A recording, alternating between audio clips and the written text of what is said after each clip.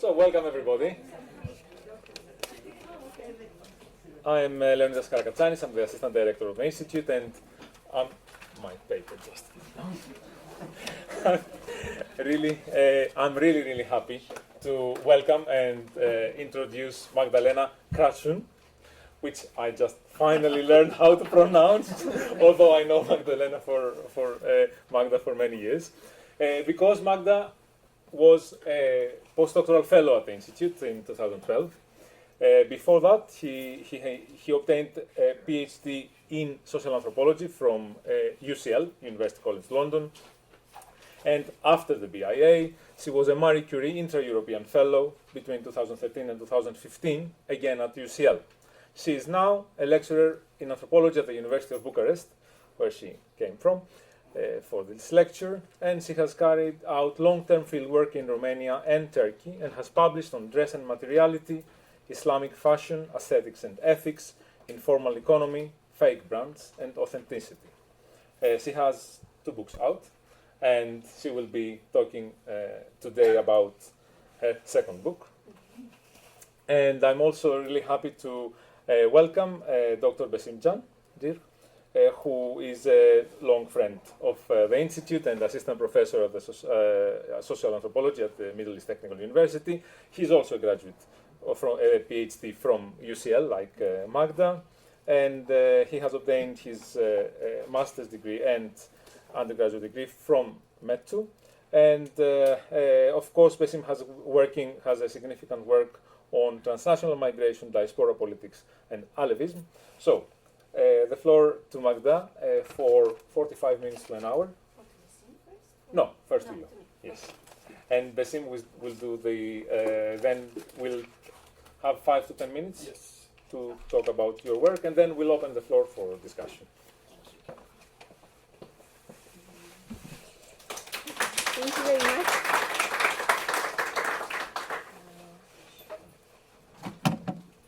Arrange this thing first. So 45 minutes. Okay, then at 8 I should be done. Thank you all for coming. Before I start talking, as Leo said, I was once a postdoctoral fellow here, and I have to thank BIAA for that support. I actually started the research on this book and other publications on Islamic fashion. I started at that time when I was here as a postdoctoral fellow. And there is one other person I should thank too, Gülgün Hanım. Because when I came here and I said, I came here to turn my PhD thesis into a book and to start a new research project. And I told them what was my new research project. And so Gülgün Hanım told me something that became in time very important, the fact that in 2011, the first fashion magazine for headscarf-wearing women was launched in Turkey. So basically, most of my research is based on women working, headscarf-wearing fashion professionals working for this magazine. So that's why I have to thank once more Gülgün Hanım for this.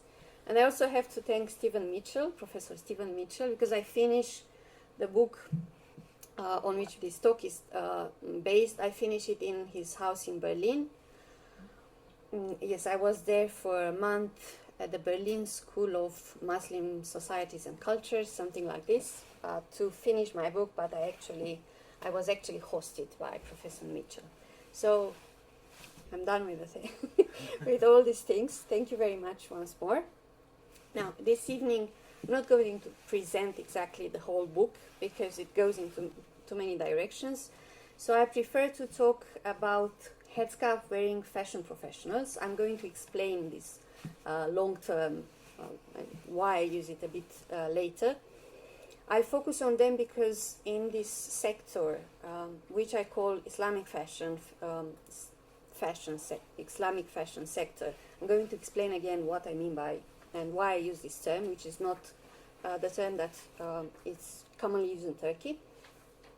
I focus on them because they are the main actors, and by main actors I don't mean just in economic terms, but They are mainly the persons against whom all the criticism that this fashion, Islamic fashion, creates is oriented.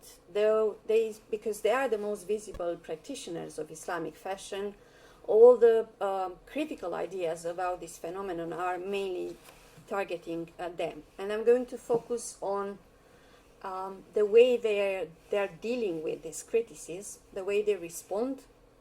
My research was carried between 2012 and 2014, mainly in Istanbul, where is which is the center of this Islamic fashion. And I combine what is like normal, typical anthropological research, working with these women, following them around as much as I could, going as much as I could into their private lives. But I also use what is called online ethnography, precisely because I'm not a Muslim, I'm not a Turkish person. I had sometimes difficulties in accessing different types of information that I was interested in. The way they talk among each other about this, the criticism they get from others, for example, or because I'm not Muslim, they will not go into discussions about their faith with me, always having the same, or giving me the same answer. You are not a Muslim, you are not going to understand. So to avoid this kind of, or another situation, because most of these women I worked with, they were famous, they were interviewed by journalists from BBC, New York newspapers or whatever newspapers, big newspapers. They had a sort of discourse prepared for the foreign journalists. And I was not interested into that. So trying to avoid these things, I combine my own direct contact and information I will get from them with comments they received on their social media postings. Things that they were meant not for the foreigner, not for the researcher, but for themselves. And I also paid a lot of attention to what they were talking among themselves when I was with them. Well, I understand Turkish very well, but I'm not very fluent in Turkish, which means people are not really aware how much Turkish I understand. And sometimes I use this to my advantage. It's not, I'm not doing something completely unethical. My ears are going a bit bigger. And I'm really trying to absorb as much information as I can. And some of the things they were talking among themselves were actually very useful for my research, because as an anthropologist, you are always interested in what those people you are working with are interested in, not to, get good, proper answers, the things that they imagine you will be interested in, but really to get into all those things that are interesting and important for them. So I used all these different strategies to collect my information, not only although gossip is very much part of anthropological fieldwork, but also using comments on the social media and gathering all this information. And my Turkish is good enough to understand what's going on there. And after a while, you learn if there are special words, you will get that kind of information. When I did my research between 2012 2014, this was also a period in which this industry was blooming. And you are all most of you from Turkey, so you will know all these big brands. And during those times, they were becoming more and more visible, and according to the news I was reading, they were becoming also more and more profitable. And the market was, attracting not only, as you can see there, these are some secular designers. So the market was really growing and attracting many people. And what was also important at that time, as I mentioned earlier when I thank Gülgün Hanım, that was also the period when, for example, you would have e-commerce company blooming, or this new fashion magazine for observant Muslim women appeared. So it was really an interesting period to do this kind of research. when this BIAA magazine, fashion magazine, appeared, basically an old debate that started when Tekbir had organized its first Islamic fashion show, that in the early 90s, that big debate started with Allah. So you have the beginning of 2000, 2011 started. This debate, it was again in the public space, again very strong. So, and I also, this was also a period for me to, because the debate was strong in the public sphere, it was a good time for me to collect all this critical information about this type of fashion.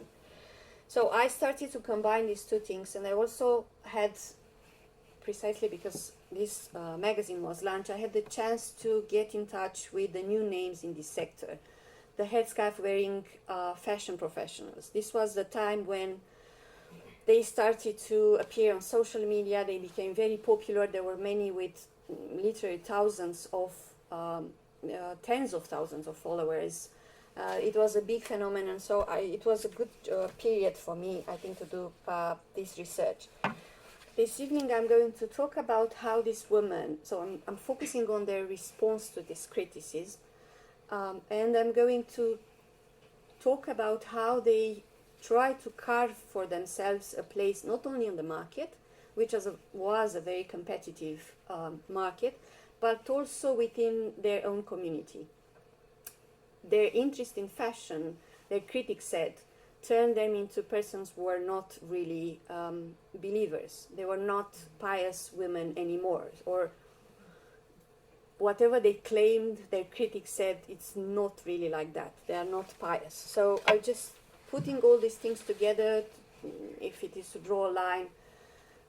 For the critics, this idea of Islamic fashion shouldn't have existed at that time, shouldn't exist even now. And even this new type of actors, the headscarf-wearing fashion professionals, should not exist at all. So I'm focusing on how they really try to tell the others, look, we are here, we are trying to do our business, we are trying to work, and we are also observant Muslim women, and they were trying to convince the other to accept them as they were and as they are. I'm not really following now. So I used, when I also wrote my publications, especially this book, I still kept an eye on what was going on via social media in Turkey when it comes to this fashion sector. I'm not doing it anymore, so I don't know, maybe this is an old story. I only know that some of these women do not work in this sector anymore. Their businesses didn't really work, or some of them, they just changed and they're doing something else. But because so I'm talking about their strategies, I'm talking about their responses to this criticism. All this is relational. They respond to something, to the critics others are raising. So before I start to explain how they were trying to respond to these critics, I'm going to present what the critics were saying about them. I divided this, so I collected all these opinions, and now, for the sake of analysis, I just separated them into what the more secular people thought about Islamic fashion and headscarf-wearing fashion professionals, and what more religious-oriented people believed. But this is really for the sake of analysis. Sometimes you can have one person saying what I put, for example, a secular person could think what I now present as something that is more typical of religious conservative people to say. So just take all these things I'm grouping into two main categories, take them more as a continuum.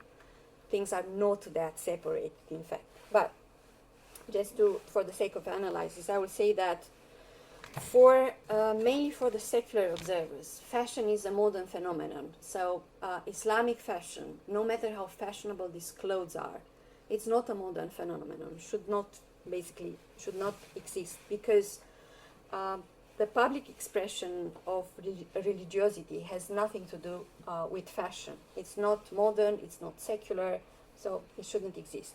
But they were also reacting, so not only in this conceptual term, it's not fashion is a modern phenomenon, so Islamic fashion, which is something that it can be religious, it can be modern as well. They were also reacting very emotionally. And I'm going to list the type of emotions I found in their answers. First of all, they reacted to this blooming fashion industry with indignation, by which I mean they were thinking that fashionable veiling is veiling, a symbol of patriarchy and or political Islam. They reacted with outrage. Attractive garments defeat the purpose of veiling. Or they reacted with derision. These garments are aesthetic failures, out of sync with fashion. They also reacted with fear. The attractiveness of garments, coupled with a political promise that its adoption facilitates better social positioning, might work as an instrument of Islamization. They reacted also with dread. The increased popularity of fashionable veiling, coupled with the political will to create a pious Turkey, might turn Turkey into another Iran. They sometimes, and this is a more rarely occurring emotion, they reacted with an anxiety. The familiarization with the modern practice of fashion might bring the other dangerously close to them. And sometimes, and this was even rarely encountered emotion, was the last thing I want to mention is jubilation. The aestheticization of veiling might be understood as a process of secularization. So basically I met people who were telling me, oh, it's good for you to study this topic, Islamic fashion, because look, one day they were saying that they started to wear this more colorful clothing, the headscarf are going smaller, so one day they are going to throw away their veils. So in this sense, it was a jubilation, so sort of joy behind this. On the other hand, so you could have, keep in mind that you could have this kind of emotional reaction on the other side as well. But most often, the reactions of the emotional reaction of the more religiously oriented people was worry, was fear, was concern.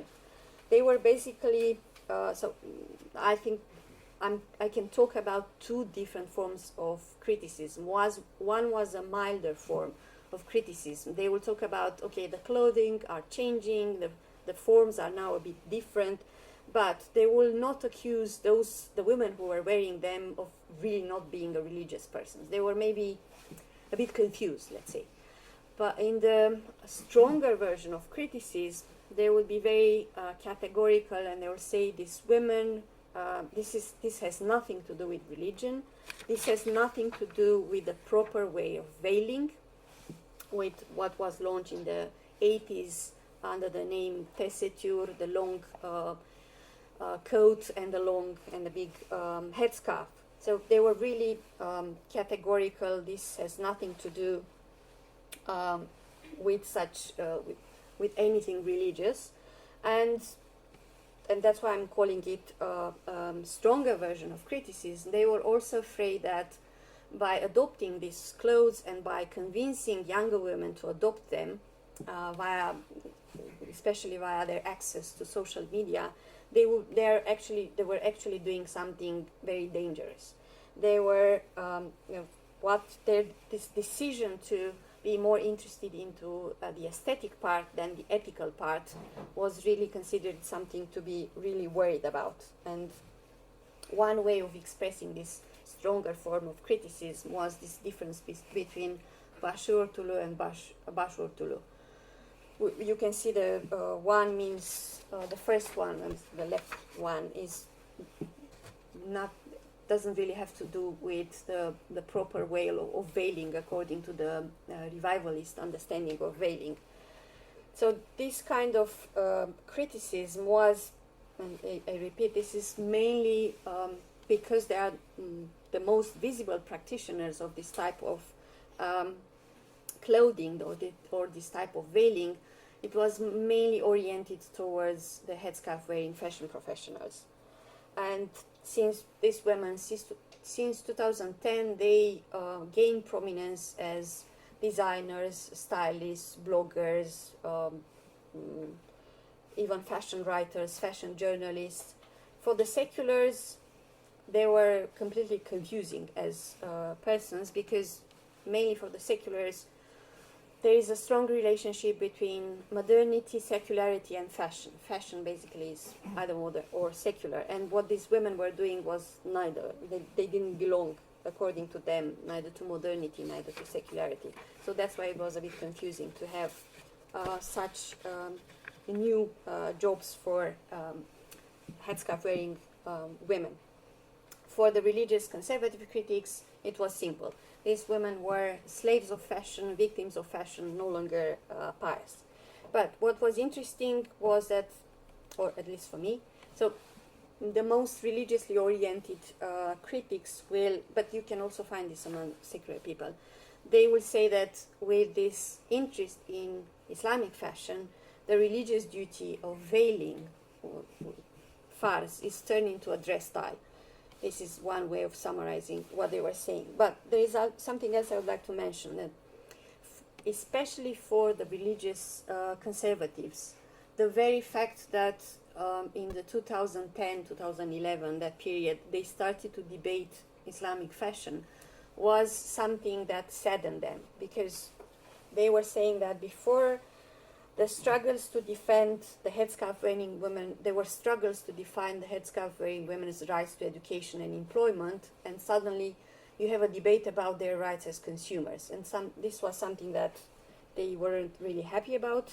And this is a tweet I found when I read when I was doing research. Someone complained that we won the headscarf battle, but we lost veiling. So it was not only about criticizing what these women were doing, but the very debate was something that it really disturbed them. Now, I'm going to talk a bit about the terms I'm using. As I said from the beginning, I'm using the English term Islamic fashion, precisely because I want to emphasize the tension that exists between veiling, or to veil, and fashion. The Turkish terms, the most common is muhafazakar modası. It is a way of avoiding that tension. But my analysis wants precisely to show that the tension is there, and to look at the strategies through which various people try to avoid this kind of tension. So the direct translation of the term Islamic fashion, the English term Islamic fashion, in Turkish could be tesettür modası, which is used sometimes but is controversial. Islam modası, that's definitely not used, but this is, like, as I said, the direct translation. The other terms are sometimes, it's like tesettür giyim is acceptable. Some companies are using, some of the designers I work with are using, but not all of them, again, because it is problematic. As I said, with muhafazakar modası, muhafazakar giyim is the mostly used term, but there are also this mütevazi giyim ve ölçülü giyim. Now, so I use the English term as an umbrella, but whenever the women I'm quoting or the women I talk with use one of these terms, I usually mention that in all my publications. Also, the term I prefer to use this long, a bit annoying, especially when you have to speak very fast. Headscarf-wearing women, again, it's an umbrella term. And underneath I include what mainly the religious conservatives people will use, başörtülü veya kapalı kadın. But also the secular, or the more secular-oriented people will use turbanlı kadın. And I choose this English long term to cover all of them. Also, the women I work with made a clear distinction between being tesettürlü and being kapalı kadın, precisely to avoid possible accusations. So, for example, if they thought their style of dress is not really according to the religious or the revivalist understanding of veiling, then they will emphasize that they are kapalı. Again, to diminish somehow the criticism that was thrown at them. And whenever I'm quoting someone, or I'm working with the ideas of someone who said to me, I am a kapalı kadın, I will mention that. And I also use the different English terms, veiled and covered, to convey this idea. So these are some of the women I work with. These are some of their public pictures, and I'm using, well, just to show you an idea of who I'm talking about. Now, their strategies, again, for the sake of analysis, I'm separating between the way they position themselves as fashion professionals, as entrepreneurs, and as observant Muslim women. But this is, again, for the sake of analysis. Otherwise, it's just a mundane, they are combined, and it's they're all part of a mundane struggle to run the businesses and to be recognized as, in many cases, to be recognized as observant Muslim women. What I mean by this logic of ordinariness. So what was interesting for me, these women were not only making fashion, but they were also creating and transforming themselves into fashion professionals. That was not a profession, of course, that headscarf-wearing women had before, so they had to invent themselves as fashion bloggers or fashion editors or whatever. And they used different strategies, and they employ what I call this logic of ordinariness. What I mean by this, one of the argument was that for every contemporary woman, fashion is something ordinary, something common, is part of their everyday life. And this should be valid also for headscarf-wearing women. Also, during this period, or still this period, 2010, when you have so many headscarf-wearing women employed in various professions, they are in public space. So as long as they are there, and as long as for everyone who was there, fashion is something ordinary, something common, this should be the case for them too. So this was one of the arguments of them being interested in fashion against those people who were really surprised, or they really condemned them for being fashionable. Another way of saying that fashion is, or there is nothing to be criticized when you have headscarf-wearing women interested in fashion, was to bring to the foreground an Islamic way of, or rather Sufi way of understanding the human nature.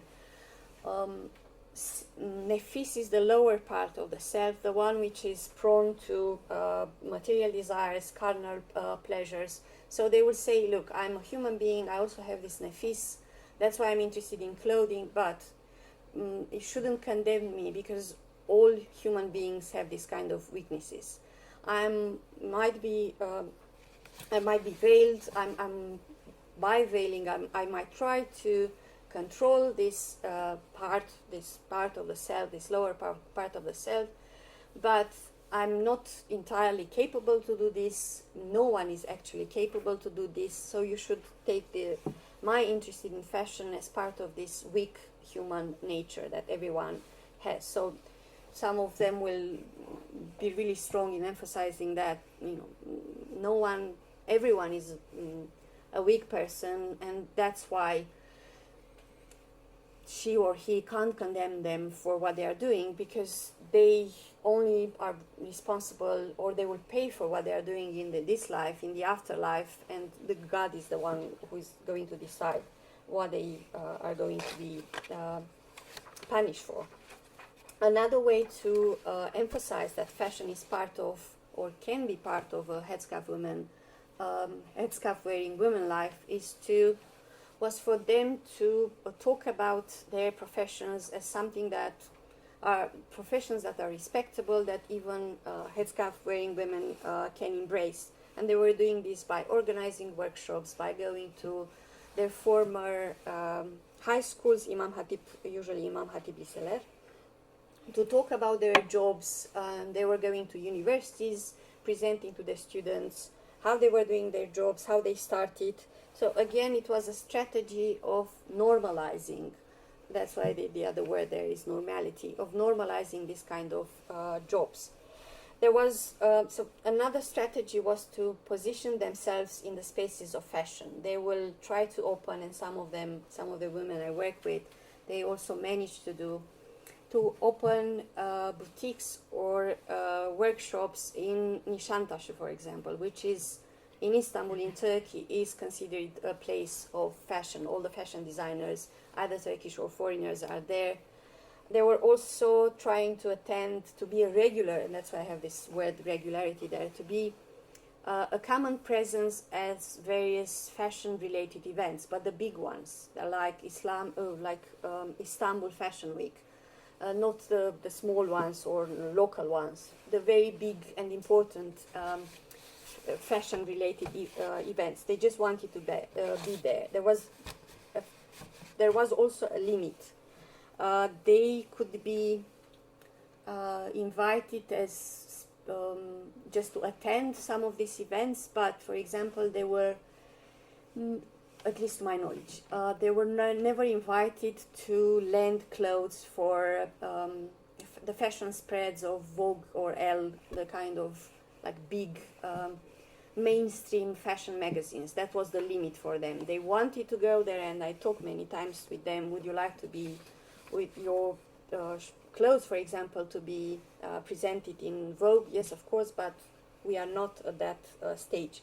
First of all, because they were at that time, and I think it's still the case, they were physical and social presences, but not really cultural. So they were not recognized as makers of fashion. They were only consumers of fashion, and this was the limit. They very much wanted to go further, but at least at the time when I did research, that was not really within their reach.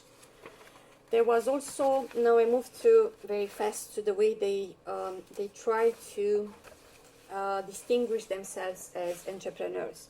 At that time, and I'm still sure it's the case even now, that Islamic fashion was a very competitive market. And their main competitors were the established clothing, conservative clothing companies. Think of Tekbir, Armine, those kind of big companies. And they will emphasize that unlike these companies, which in many cases are run by men, and it's an older generation of men who are still running these companies, they will emphasize that they have the aesthetic capital. They know better than all these men what young women like them are interested in, and they can offer this kind of clothing. And the other strong competitors they had on this market were the secular designers. For a long time, secular designers didn't work, or officially didn't work, for the headscarf-wearing women. But because it became obvious that this is a very lucrative sector, many of them enter or try to enter the market. And what they emphasize, and some of this, most of this were trained as designers, so they had more cultural capital than these women I'm talking about. So they will emphasize, the headscarf-wearing fashion professionals, they will emphasize that they also know, because they are covered, they know what it means to wear this kind of clothing, and they are able to draw a line between aesthetics and ethics. They will never go very far. They know what the rules are, and they will respect the rules. So, for example, they will talk about designing with the lines of tessiture in their mind, or knowing exactly what type of fabrics to choose, what's acceptable, what's not acceptable. So it was this kind of religious capital opposed to the cultural capital the secular designer said. So they would try to emphasize that we are in the best position to create these clothes because we know what it means to wear them and what the religious rules are. And they will also emphasize, for example, that the clothes, precisely because they are beautiful, they perform ethical work through their aesthetic effects.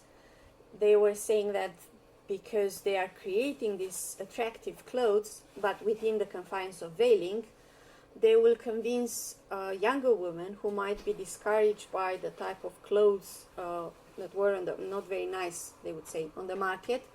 They might convince them to adopt or to take up the veil precisely because they can give them the option to stay, to be fashionable and religious at the same time.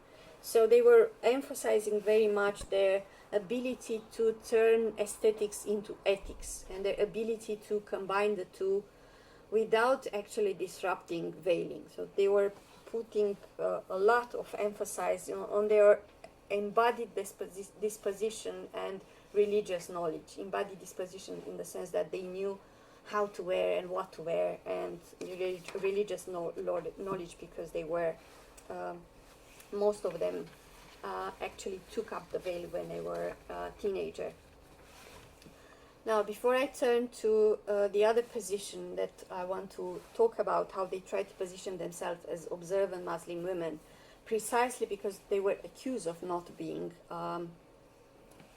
enough or not being at all religious because of their interest in fashion. There's one other thing I should mention. In sociological terms, most of these women were of lower middle class background.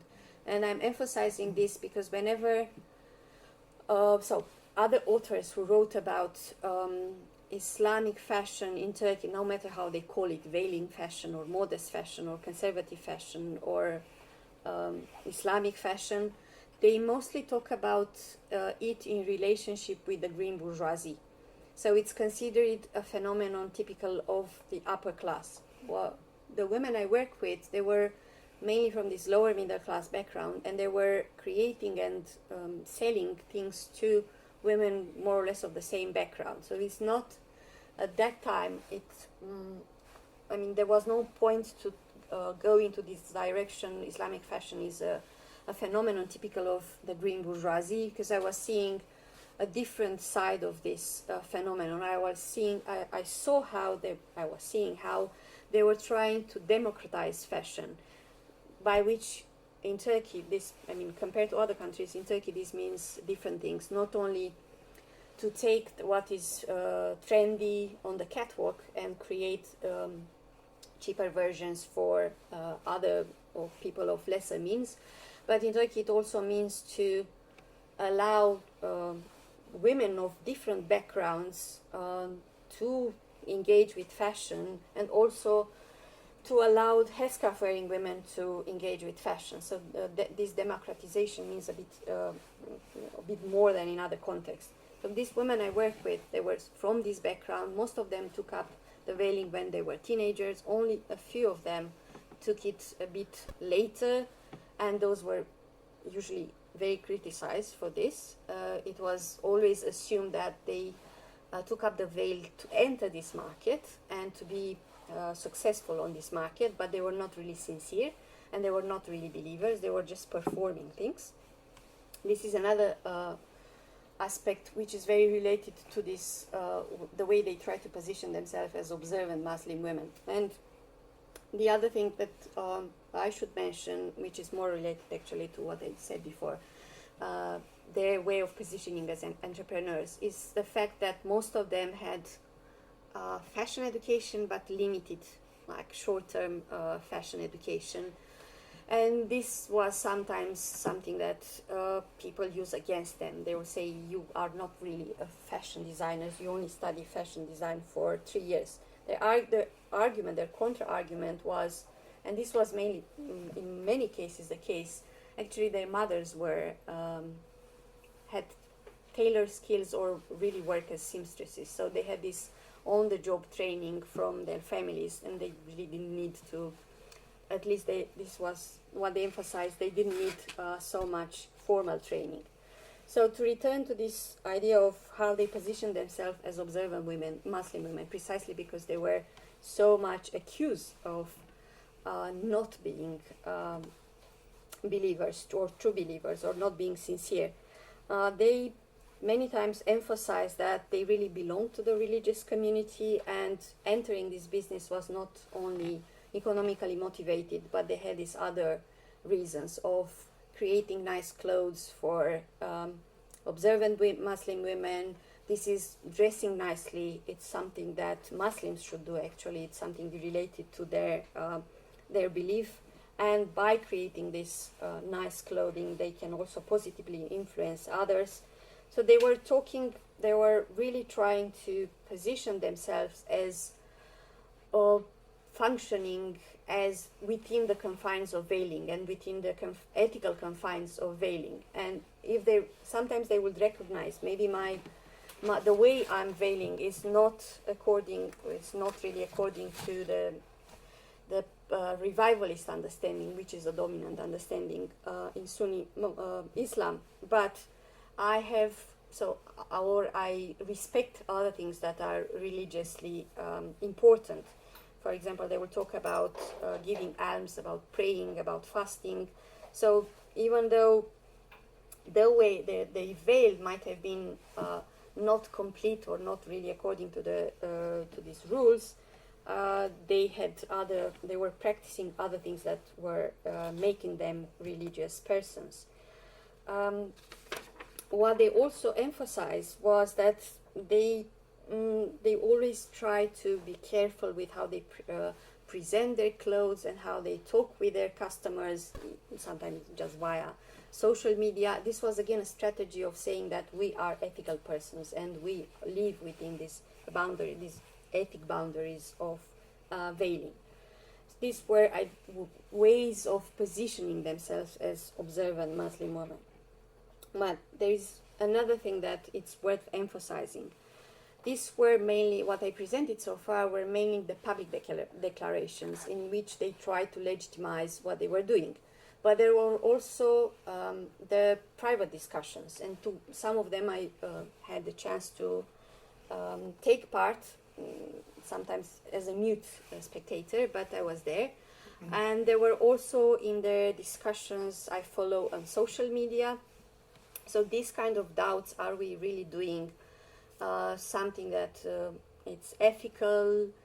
Are we doing something wrong? How can we draw a line? Where can we draw a line? This was part of their everyday conversations among themselves in very close groups. And this was something, of course, they didn't want so much to go outside their private conversations because it was in contradiction with what they were publicly declaring. But what's important to keep in mind that these doubts were there, and sometimes there was also at the individual level there was a tension. I talk a lot about this with a woman who considered her or promoted herself as the first fashion editor, first Islamic fashion editor in Turkey.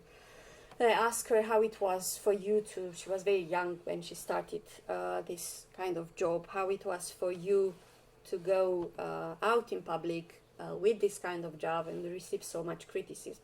She considered herself as being tesettürlü, as being a veiled woman, as being a very religious person, but she also talked about the kind of struggles, internal struggle, doubts she had. Am I really doing something right? Why would these people be so critical? So that part, that tension was there. And sometimes for some person it might, like it was her case, it translated into something like a bifurcation inside, both there and a bit troubling experience. Some of them might experience this only temporarily or in certain contexts, in certain circumstances, not as really part of their life. So I think the tension was there for many of them, but they found they had different ways of dealing with it, or some of them simply ignore it and move on with their lives. So in short, in brief, what I try to emphasize, the doubts were there. So you should never take into consideration only the public declarations. There is always something behind, but that behind, you need a researcher basically for you to show, or you need, if you are part of that network or those communities, you might have access to the debates and the gossip and all the discussions that are there. They were also trying to emphasize very much that being religious is only a part of their subjectivity. And agency can be found in the way they, for example, took aesthetic pleasure in this clothing, having fun, enjoying this from an aesthetical perspective, these things. That was also part of their subjectivity, and the emphasis was always on do not reduce veiled women or headscarf-wearing women, to use the longer term. Do not reduce them to their pious subjectivity. There are complex things going on there, and all people, including religious people, are more complex than this. This is actually, I found this kind of debate later when I was writing. It was also part of the academic debate some years ago. It was the same emphasis on not reducing Muslims to, or not focusing on them only as religious persons. They have a everyday life which is more complicated and more complex than, and if they are not all the time ethical persons, it doesn't mean that they are not at all ethical, and or they are going into bad ideas, bad directions. No, I have a few more minutes, and I'm going to 2 more minutes. I need 2 or 3 more minutes to going to try to wrap up this presentation. So what I basically tried to emphasize, as any anthropologist will do in fact, is that doing business is never about just the business or the economic side. This is like a common argument in anthropology. Looking at what it means to do a business in Islamic fashion brings to the foreground all these various aspects, and I mainly focus in my work on aesthetic aspects, on ethical aspects and political aspects. There, I didn't really go into politics here. There is no need for that, but you all know that there's a political dimension in this discussion as well. And being on this market, even if you are not a headscarf-wearing woman, if you are like a secular person, or call it however you want, it's always about trying to negotiate all these things and trying to be part of different debates and different conversations, and at the same time, and trying to respond to as many interests as possible. It's always very difficult how you maneuver there, especially in a country like Turkey, where entering and fashion, actually the fashion side of this story, you are all aware, there are discussions about this one, I think. So I'm over. I will take 2 more minutes. I'm over that period. There are so many culture wars going on in Turkey. There are people with different lifestyles competing for various resources. Fashion has become, it has been like this one new area in which to fight this culture war for a while. It started some time ago with, as I mentioned earlier, with Tekbir launching the very first Islamic fashion show, but then it ended up in a different corner of what's going on in Turkey, precisely because it became also a very profitable sector, and you have many people trying to go there. But for this women I focus on, their goal was to democratize fashion, to allow women, observant Muslim women from different walks of life to wear more stylish clothing and be interested in fashion and become fashion professionals if they wanted. But these practitioners of Islamic fashion, they actually do not challenge figures of authority, be them religious figures or Islamic intellectuals, over the mandatory and patriarchal nature of veiling. They only debate the aesthetic part, and they only discuss or enter into discussions from this perspective. We know something about fashion, we know something about aesthetics, and we can contribute. They argue a lot for their right to choose how to look Muslim and not to have various sorts of clothes, type of clothes imposed on them.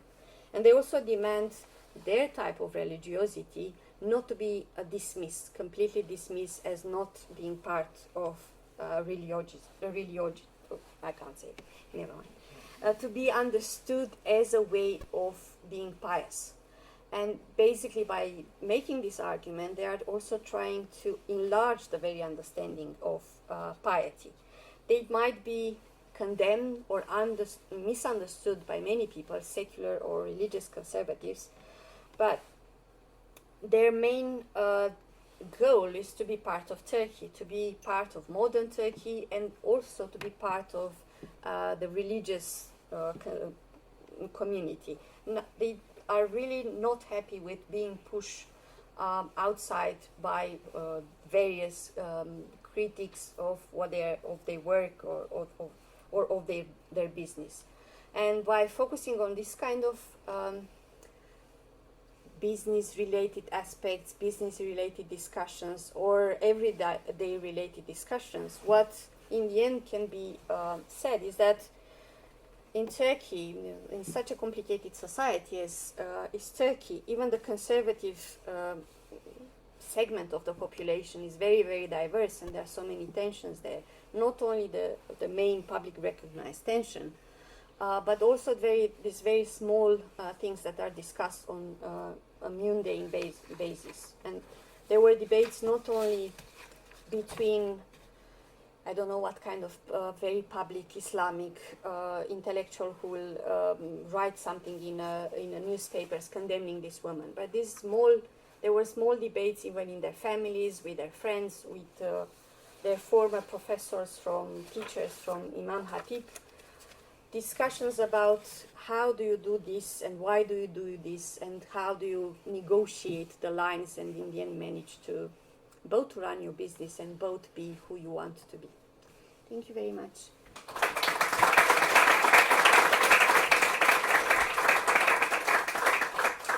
So let me invite you both. Okay. Table and listen to Besim's contribution. Okay.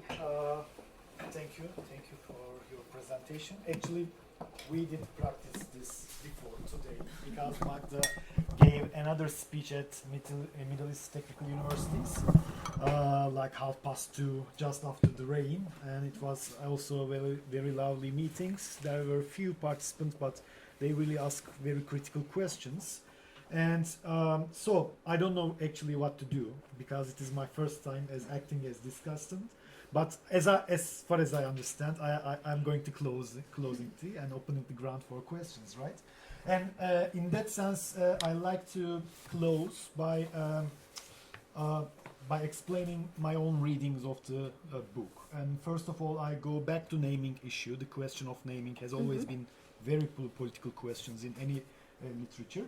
But Magda questions this articulation of faith and fashion in that case, and a kind of oxymoron, okay? And especially using this as an adjective or epithet, Islam or Islamic fashion, because actually it's, I think, reveals a kind of ethnocentrism because fashion as universal thing must be belong to, let's say, West. But as at the periphery or as opposing this central conception, Islamic fashion as something like counter or opposing, okay? But on the other hand, there are many other layers in these conceptions, but just by referring to this question of naming, I think your book is quite an important and interesting contribution, a kind of the previous generation of anthropologic research on Islam in Turkey, because these naming issues and this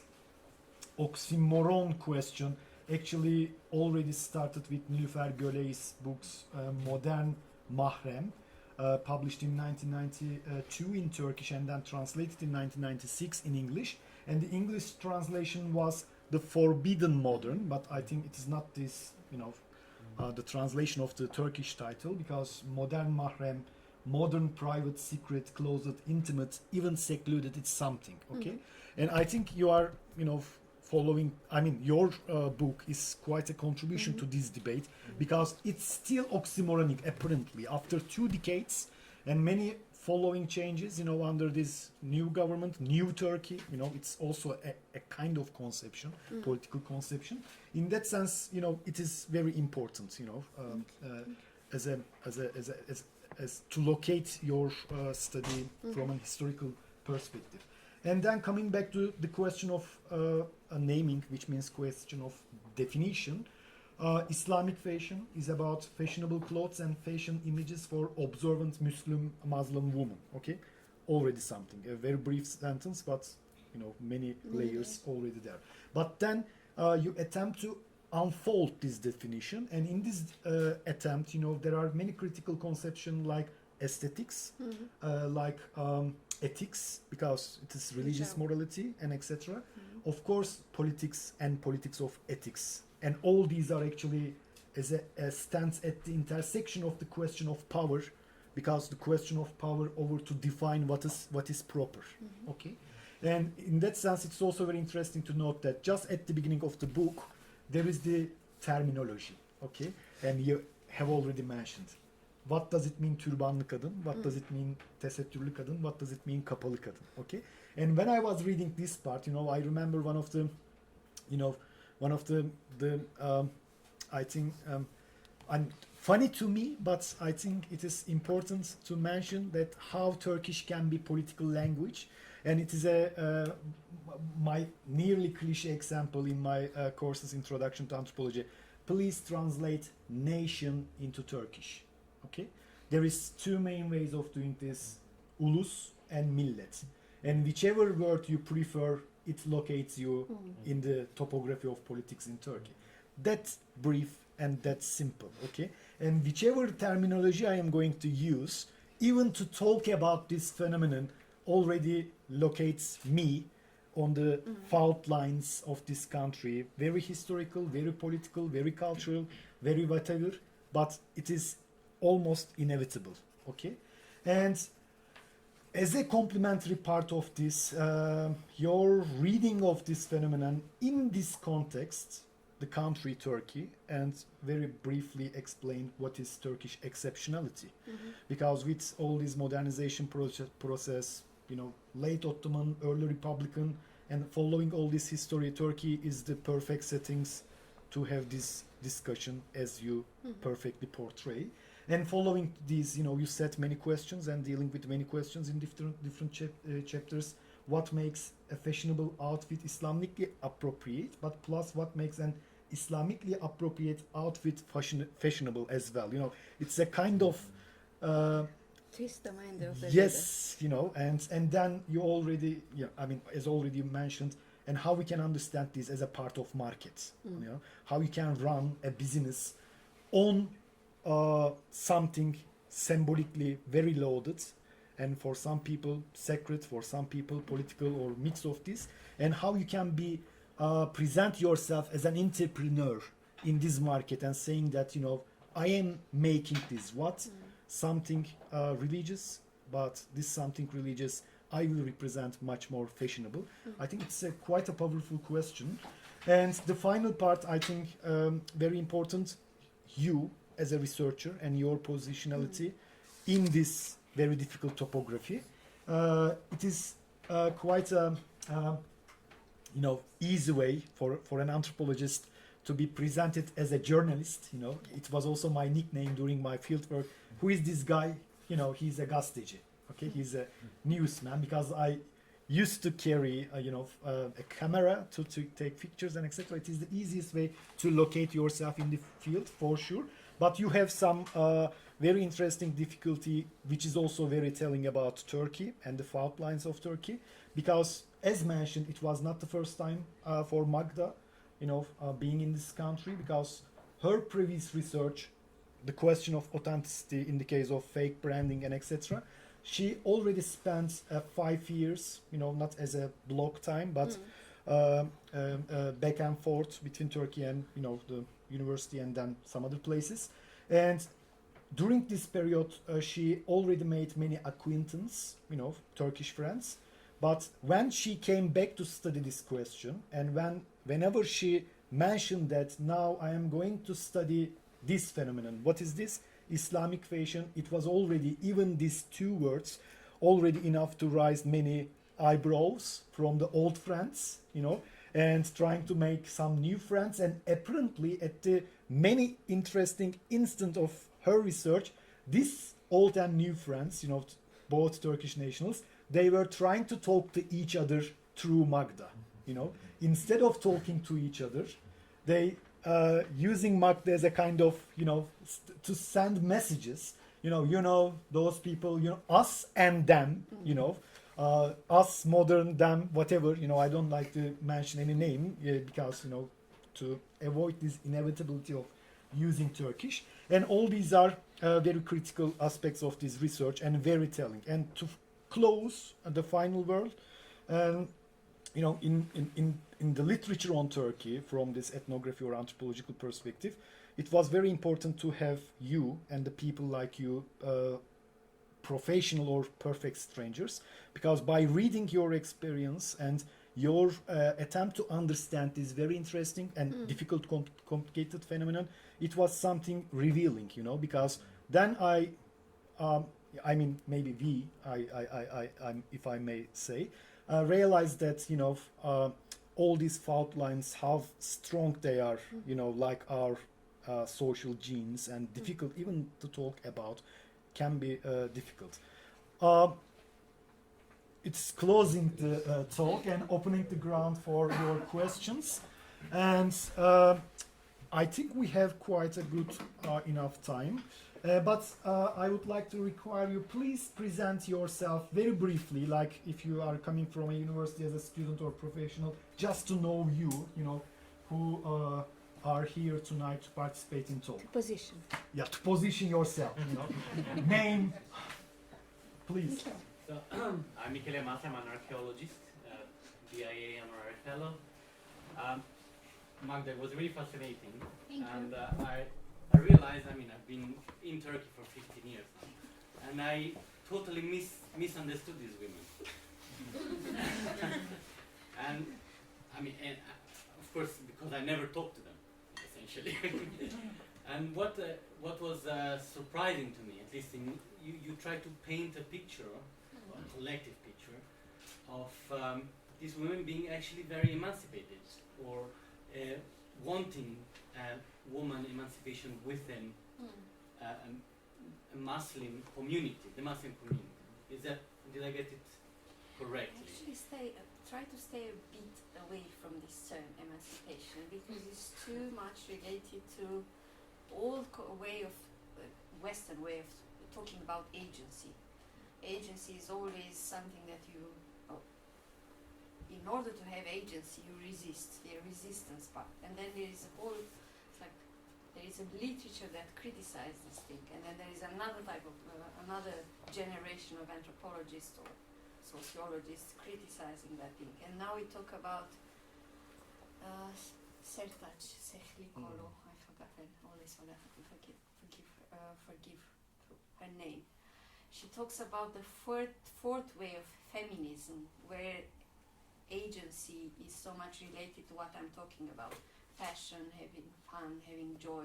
So it's not only about this woman have agency, but we shouldn't see it through that very old and very Eurocentric, very Western perspective of resistance, which the other side, it will be emancipation. Okay, I mean, that was my first comment as well, my first impression, and then I started to read this literature. There are other women, especially working on feminism in the Middle East, and I understood it's not good to use this term and should be really careful, especially to look at this, the so-called fourth wave of feminism. Can we say then they are trying more or less actively to create a wider space for women in the Muslim community? Yes, this is what I would say. Yeah. Okay. No, but not for women in general, but for their type of... Yeah, in the Muslim community, yes. Yeah. So I have two questions, brief. One is, how aware are they of what they are trying to do? I think How? very aware of it. even if they won't conceptualize it into this fourth wave of feminism in the Middle East, of course, but they are very aware of what they're doing. Well, I mean, you discussed the criticism that they get from the Muhafazakar side of things, but of course they also get a lot of criticism from the secular side of things. Very, very harsh, and there's despisement, and there's, and I would say there's a large segment of secular Turkey, and specific women, that are very against these headscarf fashion professionals. Why do you think is that? As I tried to explain in the beginning, it's so much related to this culture where fashion is an important side of modernity and secularity. So it's like they are trying to get this from more secular oriented people. It's really a place of struggling, and it's one of the last places when they are having this struggle. Okay, please. I think Thank you.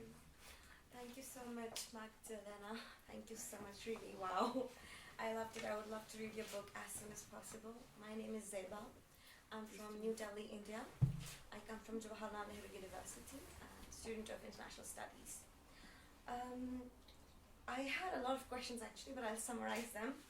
First thing was when you talk about, is there a sense of compensation or the sense of deprivation in what they're doing in the movement? Because what actually brings these women to go for it, for example, to go for these kind of fashion trends?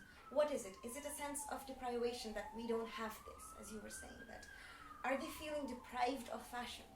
Or are they like, do they feel that there is something that is which is modern and which is not there in it? And they're trying to bring it in and make it work with the time and space. Then second thing, fashion itself, as you talk about market. So fashion is also about hierarchy. So it's all about like something unapproachable is always going to be there for you. Even inside the modest fashion, even inside Islamic understanding. Because if you look at the Indian Muslims, we have the second largest population of Muslims in the world. But we are still minorities. And we have no modest fashion in my country. No LC Waikiki, no Swarovski, nothing like that, no branch. If you decide to be a covered woman or a veiled woman, then it's acceptable that you're not modern. Don't even try. Like, it's acceptable. Like, okay, go. That's your space. So the space division is quite clear over there. And when I entered Turkey, like, it's been 6 months, and I see a huge diversion. Like, here it's completely different. You could smoke with your hijab at the same time. So that is completely unimaginable for me from India. I couldn't imagine that. So, or even hold a guy's hand while wearing that. It's not acceptable, because if you're wearing that, you have particular ways to live your life.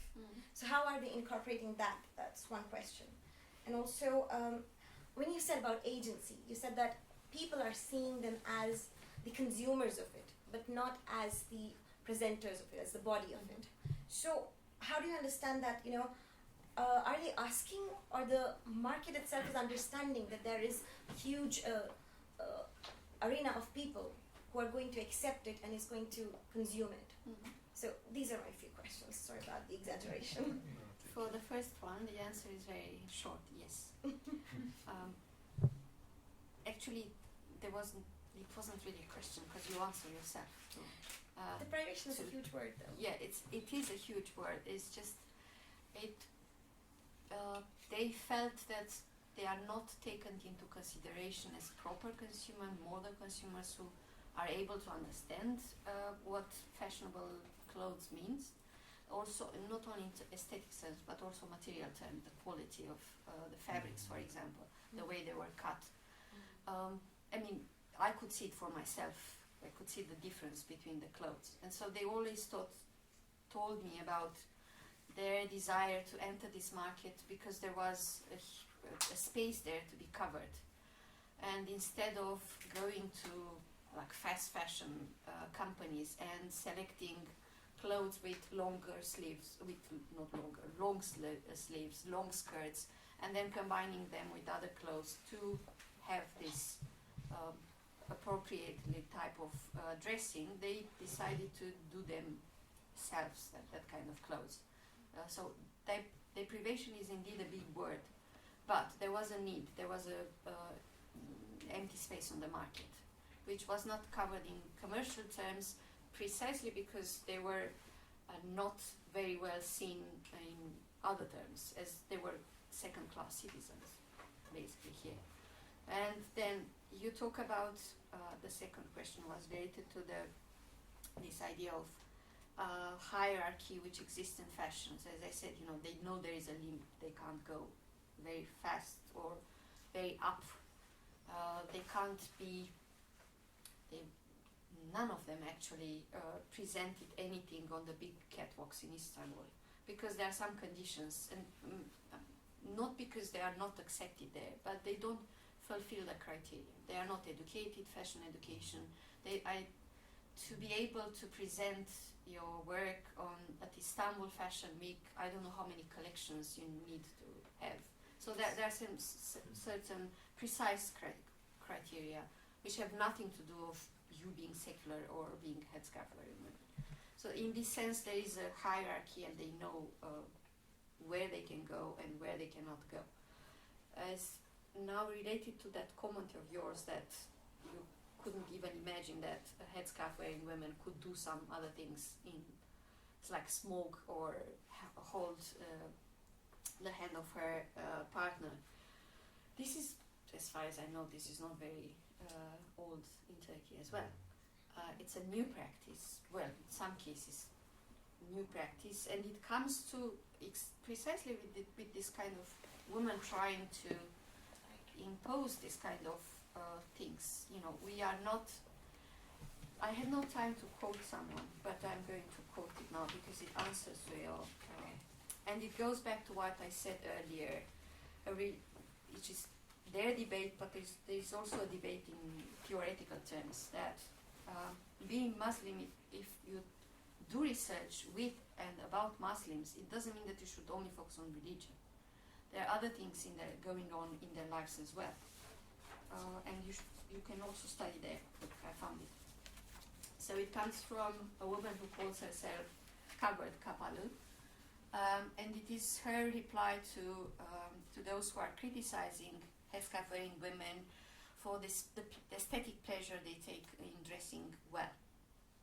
She says that they are forgetting that they are humans. This idea of nefis, the lower self I mentioned earlier. So she said, I'm quoting her, they expect us to be angels. Their logic goes like this. As a veiled woman, you have completely killed your nefis, this lower self. This is why you should not adorn yourself, you should not wear makeup, you should not go to cafes, you should not stroll about the city, you should not do that or that. All right, you are a human being. I'm a human being as well. God gave you nefis, God gave me nefis as well. I cover myself, maybe by veiling I killed the nefis inside me a little, but I didn't die. I didn't become a holy person, only the prophet has no sins. I sin, I have nefis. I will pay for this in the afterlife. But you, a human being just like me, cannot criticize me, cannot call me to account for my choices and deeds. So it's part of something that is going on, and there is research about young people in Muslim majority societies, and it's a lot about fun, the places where they go to have fun, what kind of things they think are funny, are not funny, fun. Fun is a different thing. There is someone who wrote about Turkish, I don't remember her name, but I can send you their name, about halal spaces. Places in which certain pleasures are not considered sins. And there is also another thing, many anthropologists doing anthropology of religion are Christian and usually Catholics. Having fun for Catholics sometimes is a sin. So they basically take those ideas and then they put them in studies of Muslims without realizing sometimes or ignoring the fact that some things, as this Turkish woman is arguing, are not considered sins. So that it's always a mixture, and it's always important who is doing what kind of research and what kind of question. And the third question related to agency, and you said about them being seen only as consumers. not really creators. So agency, you related it to making something, right? To being a creator, in this case, a designer, for example, fashion designer. This is something that that was one of the main points they were trying to debate and discuss, to make others see them as makers of fashion. But there is also another line that is drawn in this conversation. When you say Islamic fashion, it's usually for everyone, it's something that is related to East. And when for example, when I sent the pictures for this book, one of the editors insisted that I should write under this like people you see, women you see here on the street. That person insisted that I should write Western influence Islamic clothing. I said, no, this is just Islamic clothing, just take it like this. And we had the quarrel, she said, no, these are Western influence. No, these women are using influences from different periods, different regions. They just play like all the other designers are doing. So it's fine for, I don't know, I also wrote a small thing about Islamic influences in like collections by Dior or by whatever other names, Chanel, and I don't remember all the things I wrote years ago. Nobody will ask that designer to label his clothes Eastern influence clothes. They will be just fashion. Right. So it's always like who is doing what and who is writing about the others who are doing something else. So agency is always, where do you put it and to whom you recognize the agency. I hope I answered your question. Stop later. Please. Thank you for the talk. I'm also a postdoctoral fellow here in the British Institute. And my question is if you have looked at different schools of Sunni Islam or just focus on Hanafi, which is the majority. But if you looked at Shafis, for instance, the way Shafi women, let's say, choose to wear hijab or how they engage with these kinds of... No, I didn't compare it. Okay, you mostly look at Hanafis. And I look at what was happening in Istanbul at that time with that kind of style of clothing. Because they were actually, you could see the patterns, you could understand them, but they were not related to various religious differences. The way you will see, I read about, for example, work on various Muslim groups in Europe, and you will recognize by the style of dressing to which community those women belong. For these ones, you could recognize the class, to which class they belong.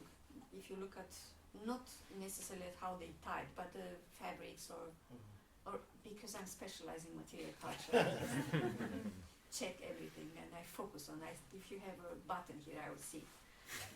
So it also because of me. But they were not talking about these differences between them.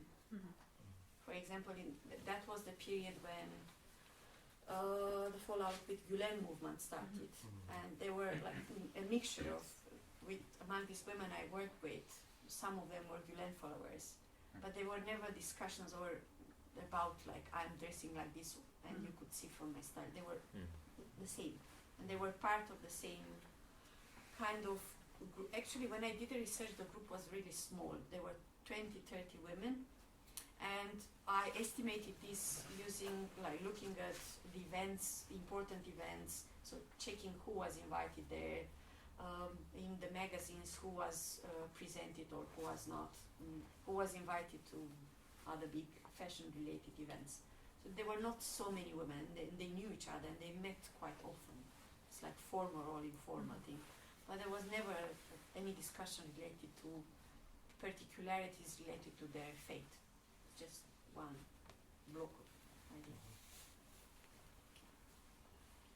If there is nobody else. You are going to be the last person. Okay. Okay, as the There there is one. Please. and there. Yes. Yes, sure. Yeah, sorry. Please. You can go first, sorry.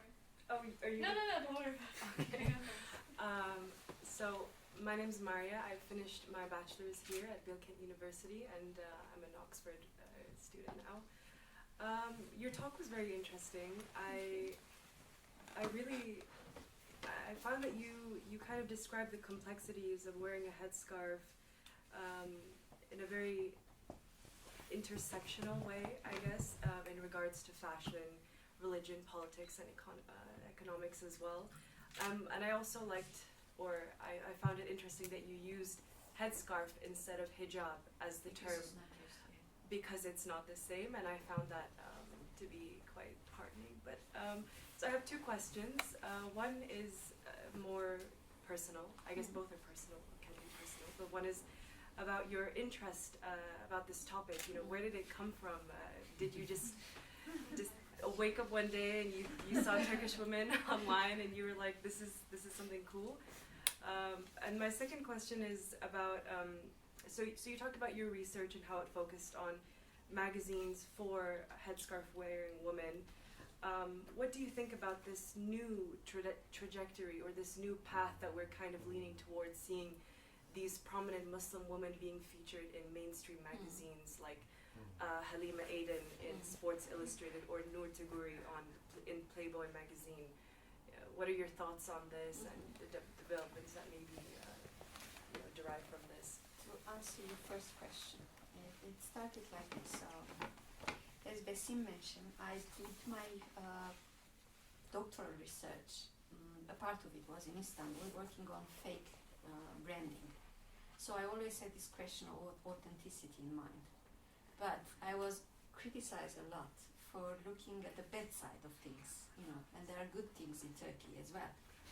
So I started, something like this remained in my mind. And because I'm interested in clothing and I'm crazy about this stuff, I thought, okay, so I have a debt to pay to Turkey because I showed the ugly side. I showed this kind of business. And I'm also interested in clothing. I'm also interested in authenticity, which is the most, the most appropriate topic for me now. Islamic fashion. The thing that was, of course, I wouldn't have called it Islamic fashion at that time. I would just look around and see all these brands and all these things. And there was also another, and this is very personal, I was with my closest friend in Istanbul, in Kadıköy, which is a very secular area. You rarely see, at that time especially, now it's more common, but you could rarely see headscarf-wearing women. And I really admired, I saw a woman and I admired her scarf, but it was basically an aesthetic response to the pattern. I really liked the pattern. And she went mad. She said, this is not Turkey. And I was like, what? What do you mean it's not Turkey? So that's why I said this woman should have not existed, should not exist. For her, they were not there. And how come that I, her closest friend, was focusing on that woman with the headscarf? She really went mad. So I really started to think about it, and I realized it's actually something to study. Because my experience before was, and this is why I'm writing about secular harm, suddenly these old friends of mine, they all decided to tell me that, oh, by the way, I'm secular. Okay, fine, so what? Because they never told me something like this when I was studying fake brands. It was a completely discussion, different discussion. So, putting all these things together, I like clothing, I said, okay. And it's very much about authenticity, actually. It's a very vivid and trend-setting area. Because now I'm bridging it with the second question. Nothing like this could happen in Turkey, like the examples you gave with all these women now. I saw something about, I don't remember her name, but she posed in full bikini for a sport magazine. Couldn't imagine something like this before. I think also because for a long time this Islamic fashion is booming in many countries. And it was for a long time a very exotic phenomenon. Now they started to accept it as part of mainstream fashion. And it's not the other part of fashion or something that it's oxymoronic, it shouldn't exist. Now it became, part of fashion. And that's why you can have these women moving from one sort of catwalk to another one. You couldn't have seen something like this before. And it's also related to the money they can earn from this. It's a huge thriving sector, actually. So there are more, and you have many companies doing lines for headscarf-wearing women. Either just long clothes, and it's up to you to add headscarf or hijab if you want to call it like this. I had no reason to call hijab fashion because hijab is not a Turkish, not Turkish, it's not used here. And when you translate it, it's like falsifying things. And that's why there are I think only just one name comes to my mind who writes about this kind of fashion in Turkey and uses the word hijab. It's more appropriate, according to me, to use the word headscarf. That's why, with the risk of having this very long. So to answer to the second question, it is becoming part of mainstream fashion. They are accepted as, but I think that the difficulty will come from their side if they really want to be part of this kind of modeling industry, which poses different questions. And when I said that these women were trying to normalize their professions, they never talk about modeling, fashion modeling, because that's that's too far to go. And in all the cases with all these journals or these magazines, fashion magazines, for headscarf-wearing women, the models are never local or never Muslims. They're usually Eastern Europeans and many Romanians. So for me, it was sometimes I was invited to take part in these fashion shoots because I could help with the languages. Very good, very interesting anecdote. Okay, Yeah. you were okay. Yes. Thank you so much for the presentation, Dr. Maulana. So my name is Huria. I'm from Malaysia. Nice to meet you, Just to Daisy. share with you guys my experience as a Malaysian. Okay, let me try to construct a term for myself. Malaysian hijabi wearing woman. Yeah. Okay, so I completely understand the criticisms that were brought forth by both sides, from the secularists and also from the conservatives. Like, I, as a Muslim woman myself, I completely understand. Like, I have to, deal with it every single day, and it breaks me because it's like we are always either having to be in this category or that category, but we can't never be just a normal human being, a Muslim, And to me, it's a very emotional, how do you say, like a stage, because I've always been trying to find myself where I fit in. Coming from Malaysia, coming from very conservative society, and then when I come here, and then I got a bit of culture shock because because people are like trying to throw me this secularist ideas, and then like try to tell me that I'm not good enough as a Muslim, or I'm not secular enough, and then there's always this sort of categories, and then it pisses me off. It really pisses me off. And if I compare back to when I live in Malaysia, it's always the men who have these criticisms, like you're not Muslim enough, and I don't understand why it's always the men who have these criticisms. Anyways, so if I could extend this the study that you have in Malaysia, right? So back then, growing up, like we have never heard of such thing as Islamic fashion, because in Malaysia, Muslim women, for instance, my mom, my sisters, they have always been professionals, like hijab wearing professionals, right? But then I think starting from the late 20s, this fashion industry has boomed, and then it becomes like a phenomenon, like something everyone is talking about. But what I find it very problematic is that, because someone pointed out about emancipation, right? Like they are trying to detach themselves away from the Eurocentric view, right? But then, as you can see, I myself, as a Malaysian woman, I have a darker skin as compared to like others, right? And I have pretty much like not really sharp features, but someone had brought it up to me before, where all these fashionistas and Muslim fashionistas, the problem with them is that they tend to choose all of their hijabi models as fitting in the description of white, either white or either someone having sharp features. And then it breaks me because like we're in Malaysia, why can't you guys ever have Malaysian models? So there's always this sort of, I don't know, like sort of expectation that you have to look white, you have to have sharp features for you to be good enough, you know, as a, I don't know, it's a lot of things that's running through my mind, and I don't know, I don't know where to find myself then, like where to put myself in this whole conflict, and it's very difficult, you know.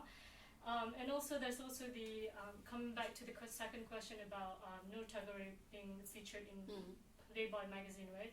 So there was also this, I'm not sure whether you're aware of this very famous Muslim fashionista, it wasn't Nilofa, Nilofa.